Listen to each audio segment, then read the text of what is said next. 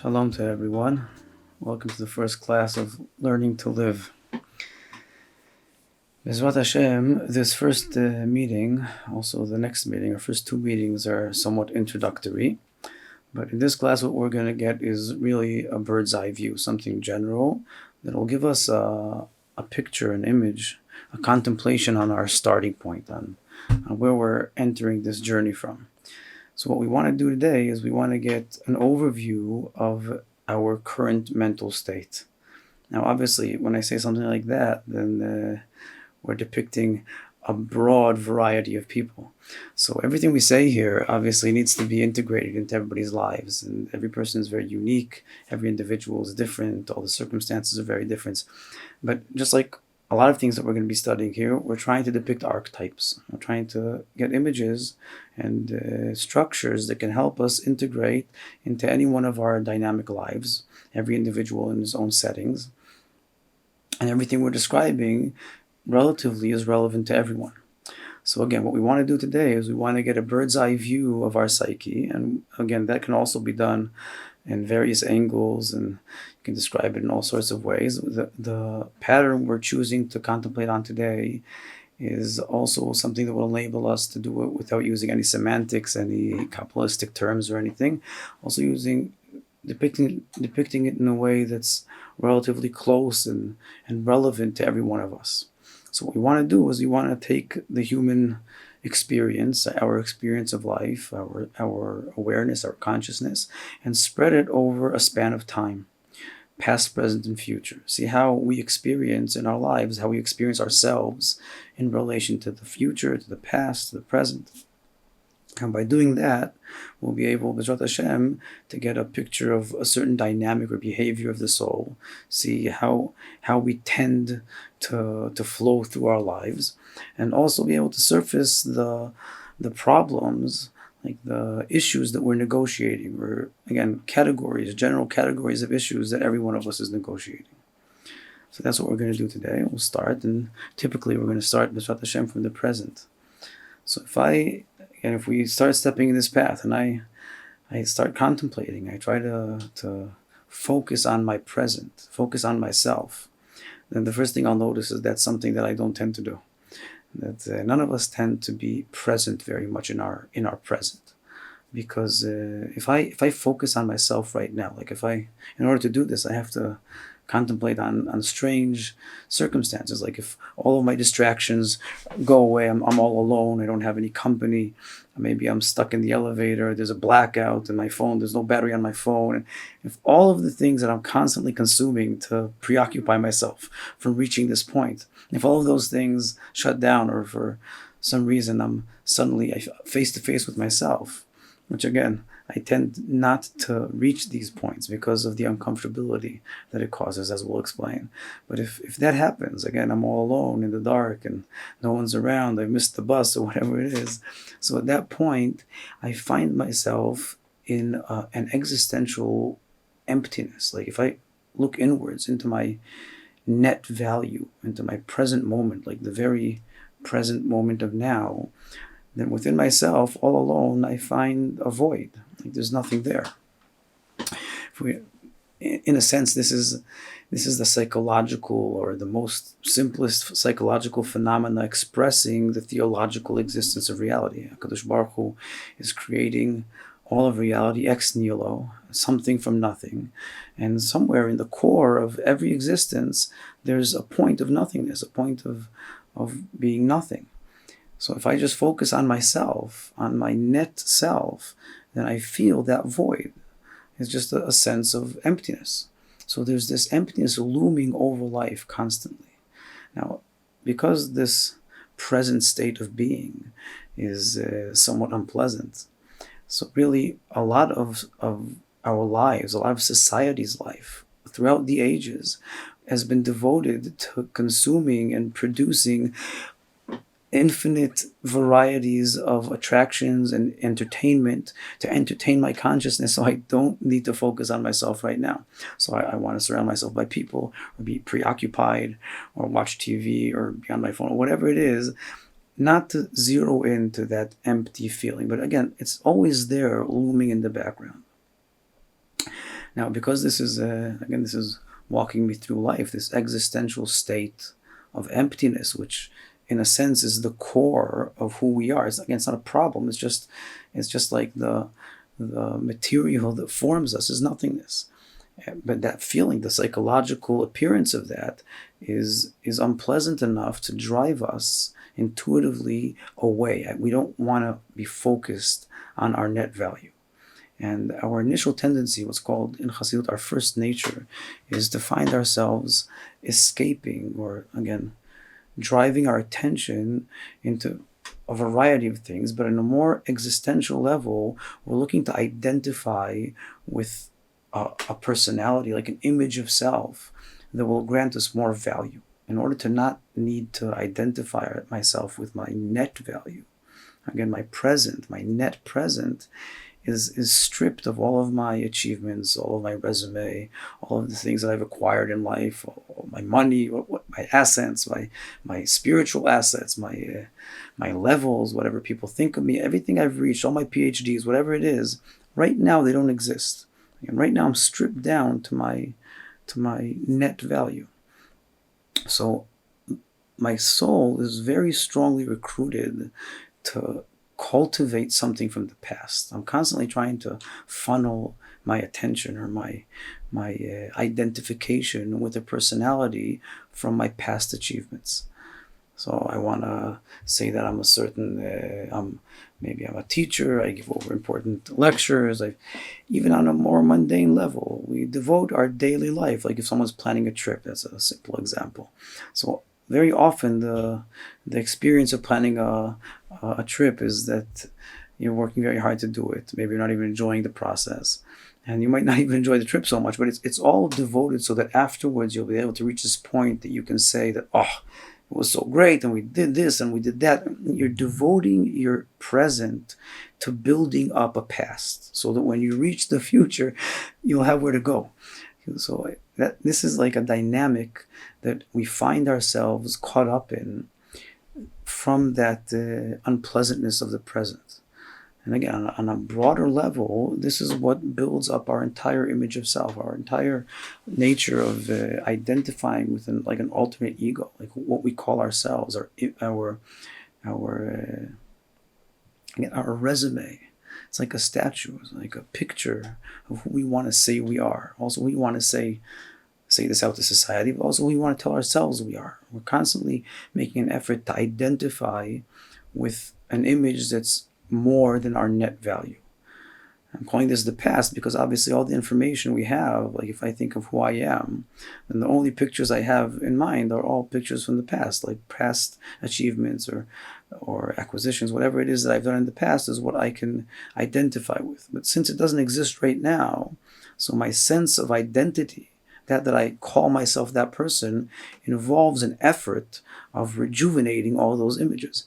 I need to constantly pump life into them so that I can identify with an image of self that doesn't actually exist right now. Because again, right now, my net value is it's nothing. But that's not pleasant. So I'm constantly funneling it into this synthetic image of self, which is actually an accumulation of images from the past. And in Hasidut, this phenomena where your identity is captivated or in a sense enslaved to cultivating a past self so that you'll have who to identify with. You're looking for this value to identify with, and you're captivating this image of self. That image is called Mitzrayim, a very famous idiom in Hasidut. I mean, literally, Mitzrayim is Egypt, our archetype exile. But the literal meaning of Egypt in Hebrew is outlines. Mitzrayim, Meitzarim mean outlines. Like cultivating an image, that you have outlines of who you are, borderlines that define you. So that you're recruited to cultivate borderlines of an outline of an image to identify with, that flow of the soul, that devotion to cultivating an image of self, that's called being enslaved to Egypt. That this image of self enslaves you. Why does this sense of self enslave me? Because it's not real. Again, in my net truth of the present existence, then I'm not that person. I'm nothing. But I'm trying to, again, to maintain these images. Because they don't exist, I need to constantly, it takes a constant upkeep. I'm devoted 24 hours a day to cultivate this image of self from the past in order to tell myself that I am more than what more than what I really am. And reality, like actual objective reality, has this stubborn tendency of constantly reflecting to a person who he really is. Like if you're very tall and you think you're short and you pass under a door, then you're gonna knock your head. And there's something very, very stubborn about reality, that it constantly reflects exactly what reality is. Now, because of that, then my insistence of identifying as someone who I'm not demands constant upkeep. I need to constantly narrate what I'm experiencing in life. Like if I walk into a room, say example, I hold myself to be, I'm teaching learning to live, I'm teaching people how to live, I'm a very important teacher, I'm a mashpia, I'm a chassid, whatever image it is in my delusions of life that I entertain in order to not cope with my net value. So again, they demand upkeep. I walk into a room. So maybe not, again, not maybe, for sure. Everybody respects me or reflects me, what I really am. People see me in my true size, in my true proportions. And those are never the proportions I entertain, because I'm never focused on my actual present. Again, I could be cultivating a radically narcissistic sense of self, but we don't have to picture this as something radical. But I'm never in my net value. So there's always a gap between who I think of myself and what I actually am. And when I walk into that room, then reality is always reflecting what I actually am. So maybe people don't get up in front of me or don't respect me enough. And then even unconsciously, I'm constantly overvoicing that. I'm constantly explaining to myself, like touching the gaps, I'm bridging the gaps between reality and my sense of self. So our life, and that experience of living with an overvoice that's constantly narrating the flow of life, that is one of the most classic experience of our daily life. Everybody has this overvoice because we're constantly demanded to explain to ourselves why there's a gap. We need to bridge that gap. So maybe I'll tell myself, again, not consciously, or not completely consciously, these people, they don't know me, they don't appreciate me, they're not the respectful people, whatever it is, so that I can keep cultivating and maintaining my image of self without reality cracking it. And again, there's always going to be that gap because this tendency to identify with an image, with a sense of self, an alternate, like prouder image, or more valuable image than what I actually am, it's inherent because I never want to be in my net value. So all of us are always focusing on or identifying towards ourselves and also outward, like we said, as something more than what we are. Therefore, we're all devoted or captivated in this project, this life project of cultivating and maintaining and holding together a gap between who we think we are and who we actually are, which is what reality is constantly reflecting to us. So again, if there's a big gap, then we're working very hard. If there's a small gap, we're working a little bit, but we're all working at this. We're all constantly devoted to this project. And it's tiring. First of all, it's tiring. It's what takes out a lot of our vitality, a lot of our efforts, a lot of our time. But other than that, other than being something that's tiring to maintain this project, there are also always gaps. No matter how much you narrate your life and how much you try to excuse all the differences, but you never manage perfectly because there are always cracks. Again, reality is always reflecting to you that you're not meeting your expectations of self. Now, expectations, again, not aspirations. Your minimal expectations of self, who you consider yourself to already be. Reality is never adding up to that. So again, you're working hard at overvoicing that, but still there are gaps. And that's where all of our frustrations come in, and depression and sadness. It's all an unsatisfied ego, an unsatisfied sense of self. We're constantly trying to satisfy this image which we maintain as ourselves, what we identify as ourselves. And it always demands to be satisfied because, again, of that gap. And sometimes we manage more, sometimes we manage less, but there's always a difference. And in those gaps, we're frustrated, we're disappointed, we're angry, we're depressed if we do something that we shouldn't have done. Let's say, again, in my image of being such a rectified person who knows how to live, can teach others how to live. So if I erupt sometime, or I yell at someone, maybe I use not nice words or something, so that cracks my image of self. I see this reflection that I don't like in the mirror, so I have to start immediately. I have to jump in and overvoice that. So I wasn't yelling, or I say I was yelling so hard that I can't say I wasn't yelling. The neighbors are coming downstairs and knocking on the door. What's happening? So okay, so it wasn't my fault. You keep asking all these annoying questions. Why you're bothering me, or I didn't sleep at night, or the baby kept me up, or my wife. It's my wife's fault. Everybody's fault. And if I can't do that, and there's no one to blame, then my last resort is that I need to fuss over it. And how did I do that? It's so not typical of me. I have all sorts of mental defenses, as again we'll discuss this in length during the course, that are all, again, enslaved to cultivating and maintaining this image that I entertain. And the reason I do this is because I feel that it's my escape. It's where I can put myself in order to not be in that unpleasant void of emptiness that's looming over my present life. So this dynamic of, we'll call it like escaping the present into the past, my net value into a pride, is what causes all of my depression and frustration and sadness and angers, and all of that is the gap, the cracking of this image that I'm cultivating. Now, in order to finish and complement this wonderful picture that we're depicting of ourselves, then we'll try to contemplate a little bit on the future. What does the future look like in this first nature? So the future, in very few words, the future is very pessimistic.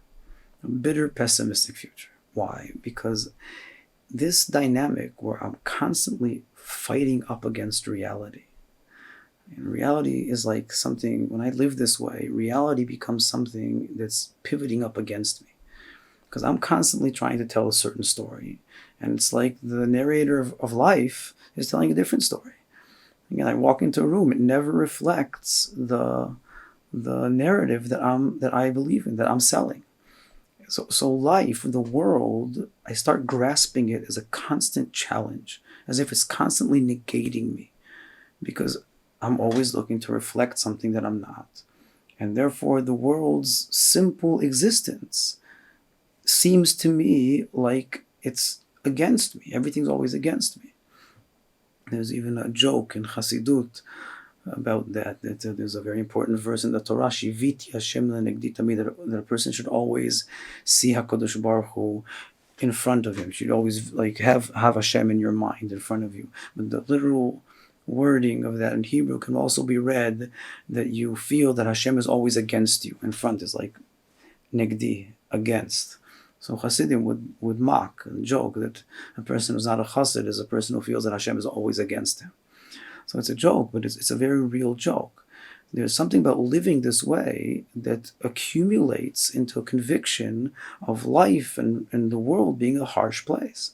The world starts feeling like this place that's always up against me. I'm trying to be who I think I am, and the world is always, there are always doorposts that I'm knocking my head and they just keep jumping up in front of me. And it happens again and again and again that I start building an anticipation of pitfalls. That what life is not, it's hard, and it'll probably get harder and worse. In a sense, this is even a collective consensus of humanity, that the world's going to a bad place. There's going to be a big crunch or a big bang, or there's going to be Armageddon or global warming. Everything's going to deteriorate. There's entropy. Like the most natural experience of reality is an entropic experience. Everything is falling apart. And this general human consensus, like cultural consensus, is only a reflection of the psychological experience of every individual. So there's a critical mass of individuals that kind of agree on this, that the life is harsh. And that harshness is a result of this first dynamic that we described. So when I'm devoting my present to cultivate a synthetic past, so that I don't need to be present in my present. So the future becomes a constant challenge because, again, reality is constantly reflecting my net value that I'm trying to not think about. And that experience day in and day out of friction with reality builds a mental conviction of the world being a harsh place. So I end up believing in the world in a bad world. And really, in the end of this thought, this train of thought, what's looming at the bottom of this process is that it deteriorates my faith. Like, there's someone running this show. Who built this rat race? He's probably not a nice guy. You could say in very layman terms that one of the most important or the most basic chidushim, like new ideas of Hasidut in the Jewish world, was just to demystify that idea. That people had it in mind, and some people still have it in mind. Like we're describing now, all of us in a sense have this in mind. That HaKadosh Baruch Hu, God, He's just not a nice guy. Whoever created this world, He's not a nice guy. If you're religious, you probably don't use those terms because it's not very religious to say that God's not a nice guy. So you use all sorts of more polite terms like concealed good or all sorts of things like that. But what you mean experientially, what you feel is that it's not so pleasant around here. So again, it's not that before the Baal Shem Tov people thought HaKadosh Baruch Hu was chas v'shalom a bad guy, but they definitely and still to this day have a very stern image of Hashem, that he's got his agenda, he's running his show, and don't get in his way. So in a sense, you could say that all the Baal Shem Tov wanted to teach the world is that HaKadosh Baruch Hu, he's a good guy. He's on your side. He's not. Where does this warped image of Hashem come from? So like we're describing, that's like the outcome of this first nature. If we want to say in a nutshell, what's the bottom line of a person's first nature? Again, what we've been describing today, that you're devoting your present to cultivating a past in order to not reach that net value. And therefore the future is constantly in friction with reality, and the future constantly seems like a challenging, morbid, pessimistic thing. So the outcome of that dynamic is that your image of Hashem deteriorates. You start believing in a HaKadosh Baruch Hu or as a bad guy. Like, you lose faith. That's called losing faith. And if you're not a religious person, then it could very well be that you'll just say it out loud. The HaKadosh Baruch Hu he's not nice. He's bad. If I were running the show, everything was much better. A lot of people feel that way. All of us feel that way on occasion in certain elements of our soul. And that sensation, that experience, that assumption is a result of this dynamic of life. Okay, so we've managed today to depict a very morbid state of being, our first nature. Now, obviously, again, I'm picturing it stereotypically, like a cartoon, and everybody needs to see how he teaches this into their lives, that we're all devoting our present to build up a past, so that when we reach the future, like today, I'm devoted to cultivate and maintain tomorrow's image, so that yesterday's image, so that when I reach tomorrow, I'll have where to go. It's a bit of a cartoon, stereotypic image, but it is exactly how we all live. This is an archetype formula of how our first nature works, and obviously, the way it appears in everybody's circumstances in life, everybody has to contemplate on this. Each and every one of us has their examples, their humoristic or not so humoristic examples of how we live wrong, how we're caught up in this race of life. But this is the image we're going to use today to get an overview of how our psyche, how our soul behaves in its first nature. And what we can see here, what we've surfaced, is how all the general categories of our negotiations, of our problems, our mental problems in life, are all in the midst of this dynamic. Our pride is what we're cultivating, and all of our sadness and anguish and the frustration is all the cracks in that pride. And our anxieties and fears of the future are also a result of that project that we're devoted to, that we're recruited to. So we've managed to get I don't know if we call it a good picture, but we managed to get a clear picture of how our first nature works. And really what we need to do to fix this, and now I'm saying something very general for the whole process of study through this course, is what we need to do is turn the whole thing around 180 degrees. We need to do everything mamash upside down. Like if what we just described is that a person is cultivating his past and ignoring his future, like maintaining lack of clarity about his present and cultivating his past and fearing in a bitter pessimism of the future, then really you need to flip all those three things around. We want to break the past, or allow the past to disintegrate, and be very clear about the present. We want to build a lot of clarity in the present, and that will serve us to sweeten an optimistic future, as we'll see. So everything here needs to turn 180 degrees around, and we'll have to study along this course how to do that. Where is the foothold? Where can we catch this dynamic? And when I say that you need to turn everything 180 degrees around, so that could sound very radical. There's something radical about it, but there's also something very good about it. Like, there's also good news in that if we had to fix this by catching the 2-degree angle that we're doing wrong, it could be very complicated. Baruch Hashem, that's not the case. We're doing everything wrong with 180 degrees. We need to make a U-turn. So there's something somewhat like mentally radical about doing an 180 degree turn, but it's also simpler. You don't need very complex mechanisms in order to measure your mistake. It'll be very clear what we need to do. It could be an effort to implement the change, because it's a big turn, a U-turn, but it's not complicated. So that's what we need to do throughout this course, B'ezrat Hashem.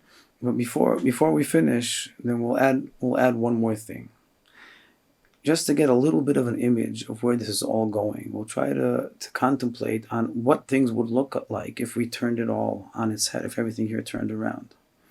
Again, if I allow my past, like that project that I'm cultivating, that image of self, I allow it to just, again, disappear, just be in the past, go, like, disintegrate. And I know what will happen if I do that. I'll find myself present in that void that I'm avoiding. I'll find myself just in my net value. I'll have nowhere else to put my attention, my identity. If I'll have to be myself, I'll have to be myself. It's not so pleasant. But if I do that, then suddenly the looming future, like the lack of stability, or who knows what will be tomorrow, as long as I'm in my first nature and I'm cultivating a synthetic past and I'm trying to stabilize it, that image of who I am, then the openness of the future, who knows what will come, which threat, which mirror is waiting around the corner, was a looming threat. It was frightening. But if I let that image go, if I'm not cultivating a synthetic past, and I still have a void, like I said, I don't know who, I'm not worth anything. But then who knows what will be tomorrow becomes a nice idea. Who knows what will be tomorrow? Anything could change. Everything can flip over tomorrow. And so what used to be my biggest threat should become my biggest hope. The openness of the future should be a wonderful hope. In a way, you could say that this is typically, in a sense, the image that a child experiences. I mean, this entire first nature that we've described. So as a child, I don't really live this way. Children they're not devoted, they're not recruited to cultivating a resume, because they just don't have much of a resume yet. So if it smashes and burns, no big deal. We'll build a new one. We're devoted. We're all in. We've been on our resume for many, many years, and we're completely captivated in it. So if it just blows up, if we lose it, we're going to lose what we call ourselves. Our sense of self is who we are. Like Chazal say that if you insult someone, it's like spilling his blood. Shofech dam. It's like you're killing him. Because again, my ego, who I think I am, that's who I identify as. Also inwards toward myself. So this dynamic, I'm caught up in very strongly. But a child isn't that way. I mean, he's not yet invested strongly in an image of self. So he's much more prone to be present in the present, and also his image of the future is much more optimistic. I mean, he's very, very flexible. He could be anything. He's going to be anything. He's going to be a cowboy and an astronaut and a shliach all together. And so there's something completely opposite of how children, before you get swooped into this first nature of life, things are much more innocent and much more rectified. Now, obviously, we're not looking to stay children forever. Children lack achievements, they're not very useful. It's childish, it's pure. I just brought that as an example of how this dynamic is something that builds up over life. It's not that we're looking to go back to be babies, but we are looking to go through life without getting swooped into that first nature, maintaining the purity whilst achieving and culminating our lives, culminating who we are, culminating our ideals, our faiths. So we want the friction with reality. We want achievements. We want to do what HaKadosh Baruch Hu put us in the world to do. We don't want to remain children, but somehow we want to see how to do it without getting swooped up in that first nature. So Bezrat Hashem, throughout this course, that's what we're going to study to do. And if we manage to flip the whole dynamic upside down, then the image we'll get is a new natural image. Now this brings us to a point that'll be our final point for today. There's something in this entire dynamic, unpleasant, not so nice picture that we've pictured of our first nature that's very precious. Like we could ask, why does a person stay in the rat race? Why aren't we doing this to ourselves? Why isn't everybody coming to this course and learning to live and looking to flip everything over?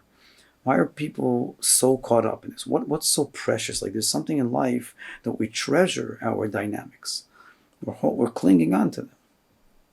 In a word, we'll say that the pearl, what's called in Kabbalah the spark of truth that's driving all of this is just the naturalness of it. I mean, life is a natural flow. And this dynamic, this first nature, even that term in Chassidut that's used to describe this not rectified state of mind, but it's called a nature, a first nature, like an initial non-rectified nature, but still there's something natural about it. And every one of us knows or senses somewhere that life should be something flowing naturally. For instance, studying or taking a course on how to live. That's why I like the title for the course, because there's something paradoxical about it. That learning and living is the opposite. You're not supposed to, everybody feels this, you're not supposed to learn how to live. You're just supposed to live. Life should just be flowing. We don't want to, that's why people are very taken aback from a thought of invasive change or intervening or synthetically moving something in their personality, because just the natural flow of being is a very precious experience. And that's a true assumption. It's something we need to cultivate and maintain, because what we're looking to do after all of this journey that we're going through is not to negotiate or cope with our first nature with a lot of fierce itkafian, like to work against ourselves. No, we're looking to change core assumptions that drive our natural flow in a certain direction. We're looking to change those core assumptions so that our natural flow flows differently. What we're looking to build is a second nature. That's the term in Chassidut. There's even a very famous gematria, numerical value in Hebrew, the term teva sheni, second nature, equals emet, truth. That you'd think, again, that your natural self is your truth. Why don't people like living synthetically, like all of religion? This is the downside of religion. It's full of shoulds and woulds. You should do this, you need to do that. Life, again, a healthy sense of life realizes or knows somewhere that life shouldn't be a set of shoulds and needs. It flows. It should just happen naturally. It should be natural. So that's very true. And what we're looking to reach is a second nature. This is why a person feels that his first nature is his truth. So that gematria is coming to say that even though life really should be natural, but there's a second nature, and that's your truth. In between a first nature and a second nature, there is definitely a stage of an unnatural stage. Like what we're doing right now, in a sense, is an unnatural stage. Sitting and learning how to live is like stepping out of my natural flow, like sidestepping myself and taking an overview and scrutinizing in like a critical view of who I am and trying to change things in an invasive, synthetic manner that's not natural. So we're stepping out of our natural course of life.